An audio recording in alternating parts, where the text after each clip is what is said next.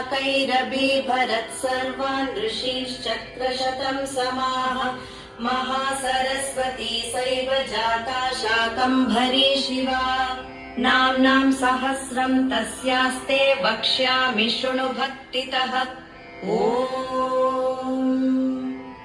अस्य श्री शाकम्भरी सहस्रनाममाला मन्त्रस्य महादेवर्षिः अनुष्ठुप् छन्दः शाकम्भरी देवता सौः बीजम् क्लीं शक्तिः ह्रीं कीलकम् चतुर्विध पुरुषार्थ सिद्ध्यर्थे शाकम्भरी सहस्रनाम मन्त्र पठने विनियोगः।